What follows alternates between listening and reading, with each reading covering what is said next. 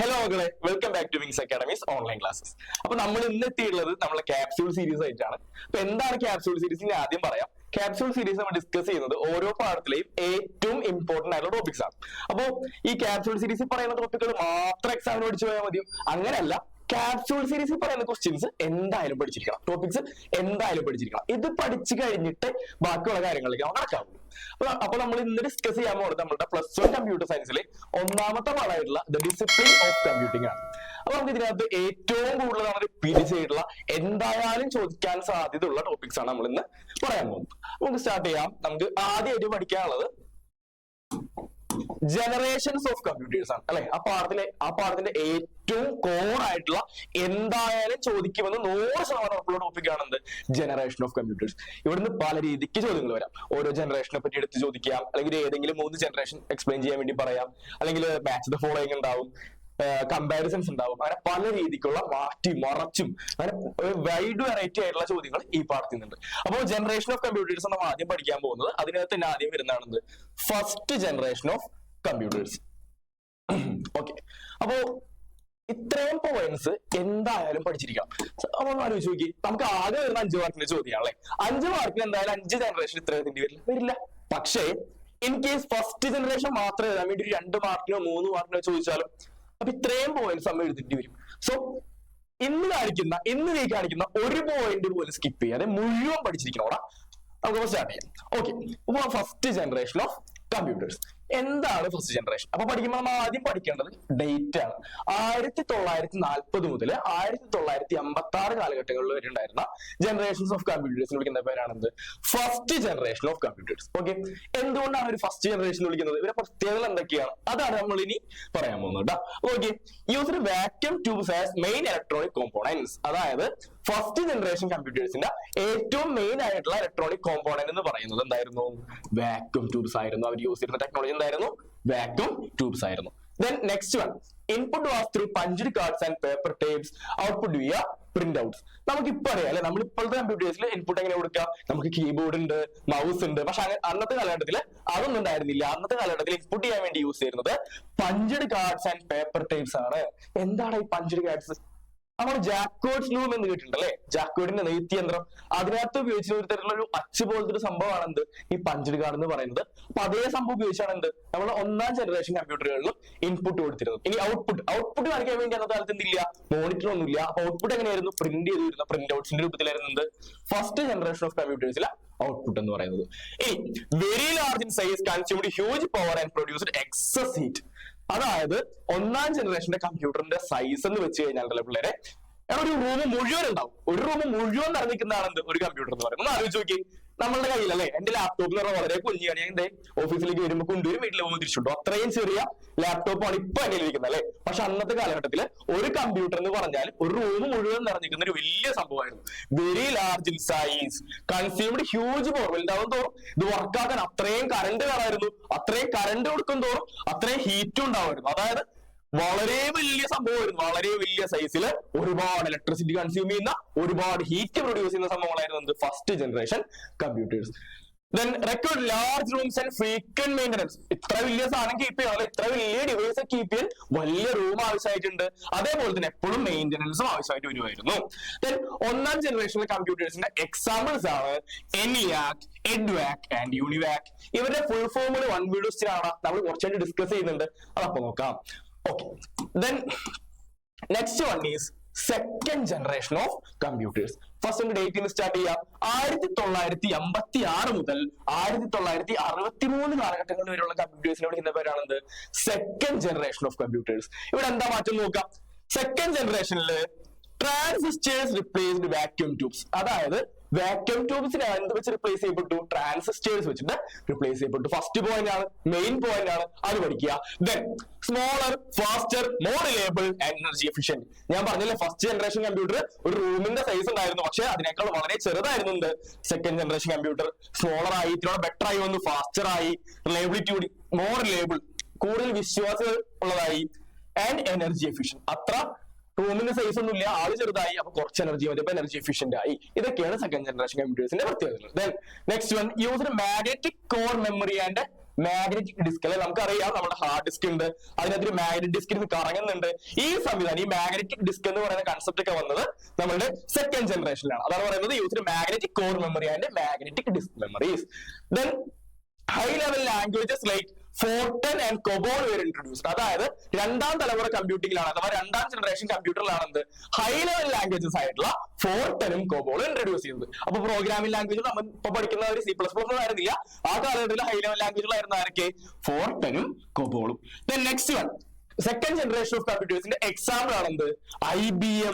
IBM എന്ന് പറയുന്ന കമ്പനിയുടെ IBM 1401 IBM 1620. അപ്പൊ എക്സാമ്പിൾസ് വരെ പഠിച്ചു നോക്കണം. ഓക്കെ അല്ലേ? ഇപ്പൊ ഇതാണ് ആ സെക്കൻഡ് ജനറേഷൻ കമ്പ്യൂട്ടർ അല്ലെ. ട്രാൻസിസ്റ്റേഴ്സ് ഉണ്ടായിരുന്നു, റിലയബിൾ ആയിരുന്നു, സ്പീഡ് കൂടുതലായിരുന്നു, മാഗ്നറ്റിക് കോർ മെമ്മറി യൂസ് ചെയ്തിരുന്നു, ഹൈ ലെവൽ ലാംഗ്വേജസ് ആയിട്ടുള്ള ഫോർട്ടനും കോബോൾ യൂസ് ചെയ്തിരുന്നു. IBM 1401 1620 ആയിരുന്നു അതിന്റെ എക്സാമ്പിൾ. That's it. ഓക്കെ ആണ്. അപ്പൊ നമുക്ക് അടുത്തായിട്ട് നമ്മുടെ തേർഡ് ജനറേഷൻ ഓഫ് കമ്പ്യൂട്ടിംഗിലേക്ക് വരാം.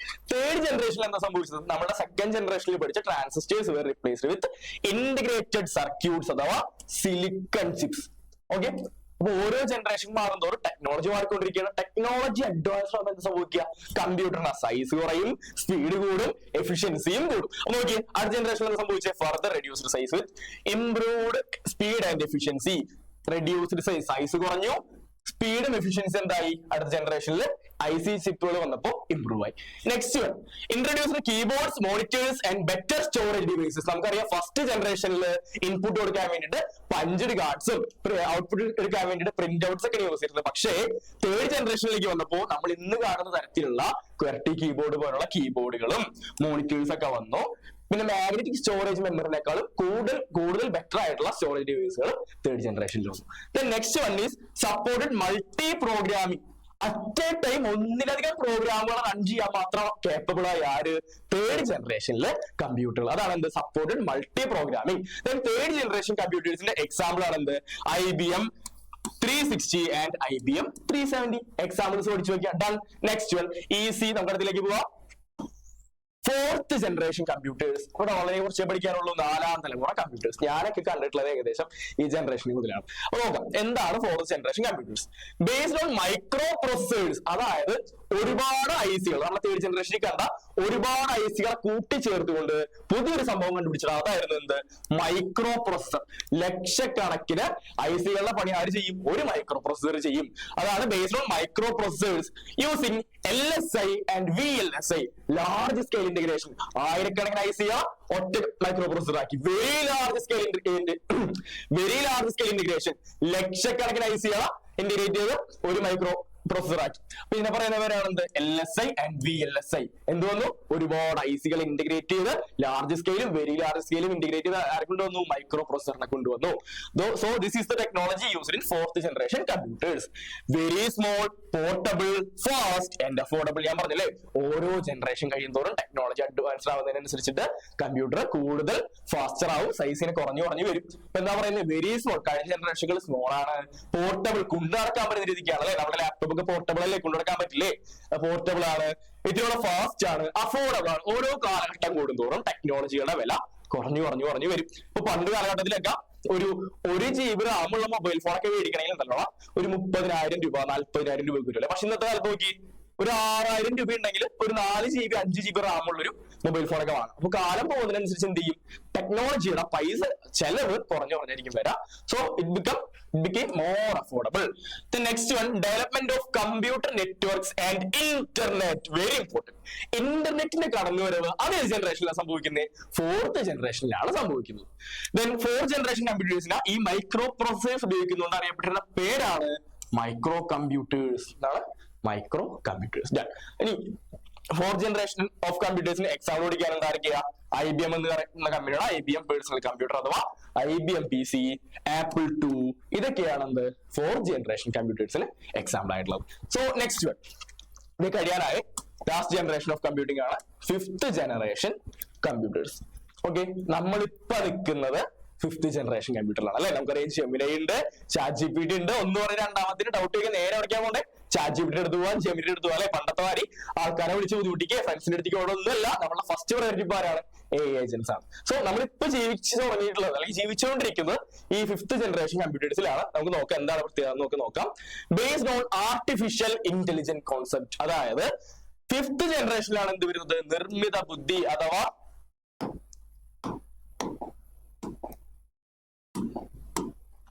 ആർട്ടിഫിഷ്യൽ ഇന്റലിജൻസ് വരുന്നത്. 5th ജനറേഷനിലാണ് ആർട്ടിഫിഷ്യൽ ഇന്റലിജൻസ് വരുന്നത് അല്ലെ. മനുഷ്യന്റെ ബുദ്ധിയെ കമ്പ്യൂട്ടർ മിമിക് ചെയ്യാൻ തുടങ്ങിയിരിക്കുന്നു, നമ്മളെ പോലെ പെരുമാറാനും ഉത്തരങ്ങൾ തരാനും നമ്മളോട് വർത്തമാനം പറയാൻ തുടങ്ങിയിരിക്കുന്നു. Artificial intelligence capable of speech recognition, face recognition and robotics. അതായത് നമുക്കറിയാലോ നമ്മുടെ ഐഫോൺ ഒക്കെ എടുത്ത് വെറുതെ മുന്നിൽ വെച്ച് കഴിഞ്ഞാൽ നമ്മുടെ ഫേസ് റെക്കഗ്നൈസ് ചെയ്ത് അത് ഓപ്പൺ ആക്കി തരും. അതേമാതിരി കമ്പനികളിലെ വലിയ വലിയ ഫാക്ടറീസിലൊക്കെ മനുഷ്യനെ റിപ്ലേസ് കൊണ്ട് എന്ത് വന്നുകൊണ്ടിരിക്കുന്നു, റോബോട്ടുകൾ വന്നുകൊണ്ടിരിക്കുന്നു. അതേമാതിരി തന്നെ ഇപ്പോ നമ്മൾ ഹലോ ഗൂഗിൾ, ഹേ സിറി എന്നൊക്കെ പറയുമ്പോൾ നമ്മുടെ ഫോൺ നമ്മൾ റെക്കഗ്നൈസ് ചെയ്യുന്നില്ലേ, തിരിച്ചറിയുന്നില്ലേ. ഇതൊക്കെ ഈ ജനറേഷന്റെ പ്രത്യേകതകളാണ്. അതായത് കേപ്പബിൾ ഓഫ് സ്പീച്ച് റെക്കഗ്നിഷൻ. എന്താ ഈ ഹേ സിറി എന്ന് പറയുമ്പോൾ നമ്മുടെ അസിസ്റ്റന്റ് ഓൺ ആവുന്നില്ലേ, അതാണ് എന്താ സ്പീച്ച് റെക്കഗ്നിഷൻ. ഫേസ് റെക്കഗ്നിഷൻ, നമ്മൾ നോക്കുമ്പോൾ ഫോൺ അൺലോക്ക് ആവുന്നില്ലേ, ഫേസ് റെക്കഗ്നിഷൻ. റോബോട്ടിക്കുകൾ, അതായത് ഈ ഫാക്ടറിയിലൊക്കെ റോബോട്ടിക് സംഭവങ്ങളൊക്കെ വരുന്നുണ്ട്, അതൊക്കെ റോബോട്ടിക്സ് എന്ന് പറയുന്നത്. ഇതെല്ലാരും 5th ജനറേഷൻ ഉൾപ്പെടുന്ന കമ്പ്യൂട്ടിങ്ങുകളാണ്. Then aim to understand natural language input. അതായത് എനിക്ക് എന്റെ ഗൂഗിൾ അസിസ്റ്റന്റിനോടോ ജെമിനൈനോടോ ബിക്സ്ബിനോടോ സിറിനോടോ ഇവരോടൊക്കെ സംസാരിക്കാൻ അവരുടെ ഭാഷ പഠിക്കണ്ട, ഞാൻ മലയാളത്തിലോ ഇംഗ്ലീഷിലോ ഏതെങ്കിലും ഒരു നാച്ചുറൽ ലാംഗ്വേജിൽ സംസാരിച്ചാൽ മതി, അവർ മനസ്സിലാക്കിക്കോളും. ഇതിനെ പറയുന്നവരാണെന്ത്, 5th generation computers aims to understand natural language input. മനുഷ്യന്റെ സാധാരണ നാച്ചുറൽ ലാംഗ്വേജുകളെ പഠിക്കാൻ അവർ തുടങ്ങിയിരിക്കുന്നു. Last one, AI programming languages include Lisp and Prolog. Very important. അതായത് 5th ജനറേഷനിൽ യൂസ് ചെയ്യുന്ന AI പ്രോഗ്രാമിംഗ് ലാംഗ്വേജുകളാണ് Lisp and Prolog. Okay done. This is all about 5th generation of computers. Done. Okay fair enough. നമുക്ക് അടുത്തേക്ക് പോവാം. ഞാൻ നേരത്തെ പറഞ്ഞതാണ് 1st ജനറേഷൻ പഠിച്ചപ്പോൾ അവിടെ കുറച്ച് കമ്പ്യൂട്ടേഴ്സിന്റെ എക്സാമ്പിൾ പഠിച്ചിരുന്നതാ. അവിടെ ഉണ്ടായിരുന്ന ആൾക്കാരാണ് ആര്, ENIAC, EDVAC ആൻഡ് UNIVAC. ഇവരുടെ ഫുൾ ഫോം എന്ന് പറയുന്ന ഒരു 1 word ക്വസ്റ്റ്യൻ ഇപ്പൊ തന്നെ കൈയോടെ അങ്ങോട്ട് പിടിച്ചു പോവാ. എന്താ ENIACന്റെ ഫുൾ ഫോം ആണ് എന്ത്, electronic numerical integrator and calculator. Simple അല്ലേ, electronic numerical integrator and calculator.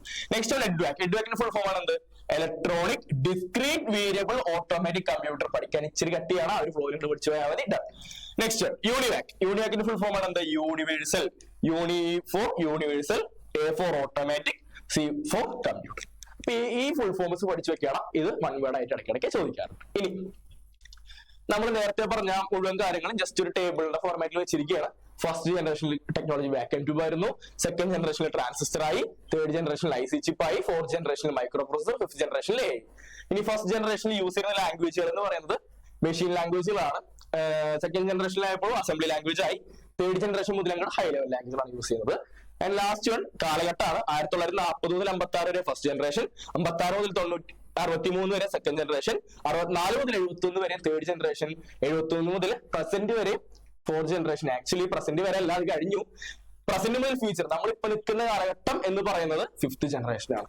Okay, അടുത്തായിട്ട് വളരെ ഇമ്പോർട്ടന്റ് ആയിട്ടുള്ള ഒരു ചോദ്യമാണ് ഈ ഒരു ഫിഗർ അങ്ങോട്ട് നോക്കി വെക്കാം.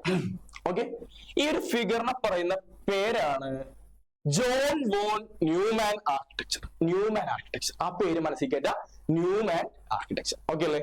അപ്പൊ ന്യൂമാൻ ആർക്കിടെക്ചർ വരയ്ക്കാൻ പറഞ്ഞു കഴിഞ്ഞാൽ, അഥവാ functional units of A computer വരയ്ക്കാൻ പറഞ്ഞു കഴിഞ്ഞാൽ അപ്പൊ വരയ്ക്കേണ്ട ഫിഗർ ആണിത്. ഓക്കെ, സിമ്പിൾ ആണ്. നോക്കി, ഇൻപുട്ട് യൂണിറ്റ് ഉണ്ട്, ഒരു CPU ഉണ്ട്, ഔട്ട്പുട്ട് ഡിവൈസുകൾ ഉണ്ട്.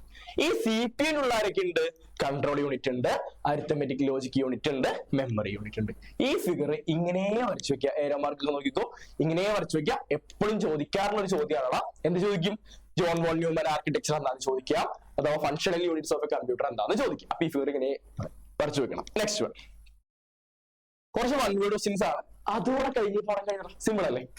ഓക്കെ, രണ്ടാമത്തെ ചോദ്യം. അപ്പൊ അതൊന്നാമത്തെ ചോദ്യമാണ്. രണ്ടാമത്തെ ചോദ്യം, who is known as the father of modern computer science. Modern computer സയൻസിന്റെ പിതാവ് ആരാ? Alan Turing. Alan Turing. Okay അല്ലേ? നമ്മൾ അദ്ദേഹത്തെ പറ്റി കുറച്ചധികം പഠിക്കുന്നുണ്ട്. അങ്ങനെ ട്യൂറിംഗ് ടെസ്റ്റ് പഠിക്കുന്നുണ്ട്, ട്യൂറിംഗ് മെഷീനെ പറ്റി പഠിക്കുന്നുണ്ട്. Anyway, he is known as the father of modern computer science. So Charles Babbage ആരാ? Charles Babbage is the father of computer. Alan Turing is the father of computer science. Okay, മാറിപ്പോയല്ലേ? Next one, name the ancient number system with largest base. അല്ലെ, നമ്മൾ കുറെ number സിസ്റ്റത്തെ പറ്റി പഠിക്കുന്നുണ്ട്. ഞാൻ എന്താ മറന്നുപോയൊന്നുമല്ല, അത്ര അധികം ഡീപ്പായിട്ട് അങ്ങോട്ട് പോകണ്ട, ജസ്റ്റ് ഒന്ന് വായിച്ചങ്ങോട്ട് പോയാൽ മതി. അതിന് ചോദിക്കാറുള്ള കുറച്ച് ക്വസ്റ്റ്യൻസ് ആണ് ഇപ്പൊ പഠിക്കാൻ പോകുന്നത്. എന്താ, name the ancient number system with largest base. ഏറ്റവും ലാർജസ്റ്റ് ബേസ് ഉള്ള നമ്പർ സിസ്റ്റം എന്ന് പറയുന്നത് സുമേറിയൻ ബാബിലോണിയൻ നമ്പർ സിസ്റ്റം ആണ്. അവരുടെ ബേസ് എന്ന് പറയുന്നത് 60 ആയിരുന്നു. 60 സിമ്പിൾസ് അവർ യൂസ് ചെയ്തിരുന്നു. Okay, so Sumerian Babylonian number system വരുന്ന largest number system which uses 16 unique symbols. Then what is the base of Mayan number system? ഇത് ചോദിക്കാനുള്ള ചോദ്യമാണ്. മായൻ നമ്പർ സിസ്റ്റത്തിന്റെ ബേസ് എത്രയാണ്?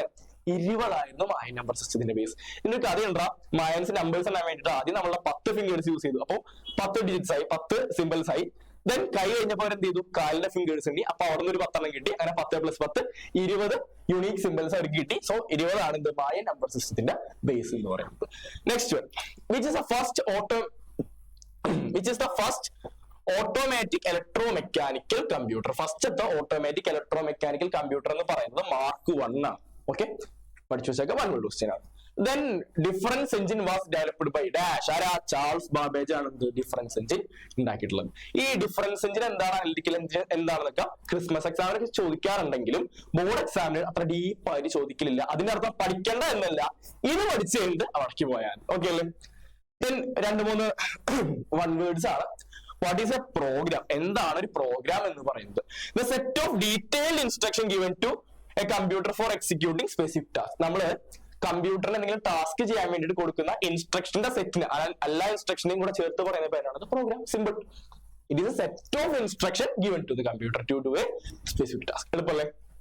ദെൻ TOC അഥവാ തിയറി ഓഫ് കമ്പ്യൂട്ടിംഗ്. ഇത് കഴിഞ്ഞ പ്രാവശ്യം ചോദിച്ചൊരു ചോദ്യമായിരുന്നാ, അതുകൊണ്ട് എടുത്തിട്ടതാണ്. ഒന്ന് വായിച്ചു നോക്കിയേ. This branch deals with how efficiently problems can be solved based on a computation model and relational algorithm. Computer ഉപയോഗിച്ചിട്ട് എത്ര എഫിഷ്യന്റ് ആയിട്ട് പ്രോബ്ലത്തെ സോൾവ് ചെയ്യാൻ പറ്റുമെന്ന് മാത്തമാറ്റിക്കൽ റീസണിംഗ് ഒക്കെ വെച്ച് ഉപയോഗിച്ചിട്ടുള്ള ഒരു പഠനത്തെ പറയുന്ന പേരാണ് TOC. ആക്ച്വലി അതായത് കമ്പ്യൂട്ടറിന് സോൾവ് ചെയ്യുന്ന എല്ലാ പ്രോബ്ലങ്ങളെയും മാത്തമാറ്റിക്കലി റെപ്രസെന്റ് ചെയ്യാൻ പറ്റും. അതിനെ പറ്റിയുള്ള പഠന മേഖലയാണ് TOC എന്ന് പറയുന്നത്. അത്രയും ഡീപ്പായിട്ടൊന്നും പോകണ്ട. ഇതിന്റെ ഫസ്റ്റ് സെന്റൻസ് ഒന്ന് പഠിച്ചു വെക്കുക. That's it, end of the topic. Okay അല്ലേ? അപ്പോ നമ്മൾ ഇന്ന് ഡിസ്കസ് ചെയ്തതിൽ ഏറ്റവും ഇമ്പോർട്ടന്റ് ആയിട്ടുള്ളത് അത് ഈ ജനറേഷൻ ഓഫ് കമ്പ്യൂട്ടേഴ്സ് ആണ്. ഇത് ഗോൾഡൻ ക്വസ്റ്റ്യൻ. ഇത് എന്തായാലും പഠിക്കുക. ബാക്കിയുള്ള വൺ വേർഡ്സ് വായിച്ചു നോക്കാം, അതും പഠിക്കാം. അത് കഴിഞ്ഞിട്ട് എങ്ങോട്ട് പോകാവൂ?